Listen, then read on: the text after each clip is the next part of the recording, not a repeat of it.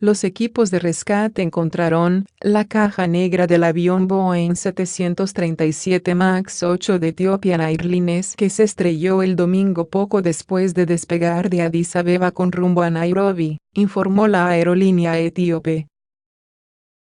El registro digital de vuelo, DFDR, y el registro de voz de cabina, CVR, del vuelo ET-302 han sido recuperados, dijo Ethiopian Airlines en su último comunicado.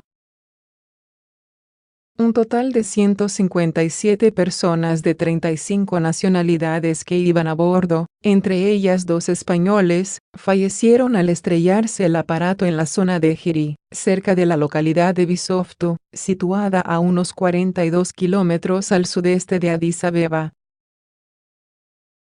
Los equipos de rescate, incluidos equipos extranjeros de varios países, se encuentran en la zona intentando recuperar los cuerpos y determinar las causas del accidente.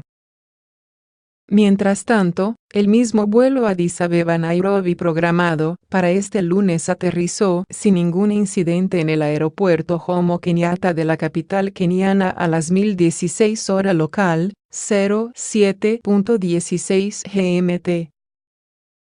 Este vuelo se realizó con un Boeing 787-8 Dreamliner y no con uno de los otros 4 Boeing 737 MAX 8 que posee la compañía y que hoy decidió dejar en tierra, hasta nuevo aviso.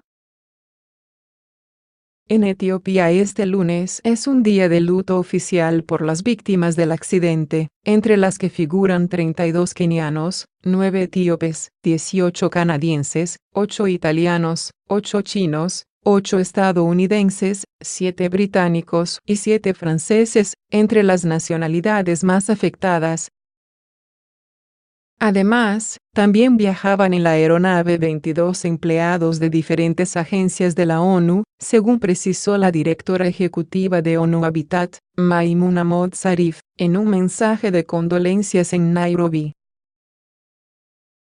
El avión, adquirido en noviembre de 2018, despegó del Aeropuerto Internacional de Addis Abeba a las 08:38 hora local, 05:38 GMT, y desapareció del radar a las 08:44 horas, 05:44 GMT. La compañía explicó que el piloto había avisado a la torre de control de que estaba teniendo dificultades y que se le había concedido autorización para regresar al aeropuerto de la capital etíope, instantes antes de que se perdiera la señal.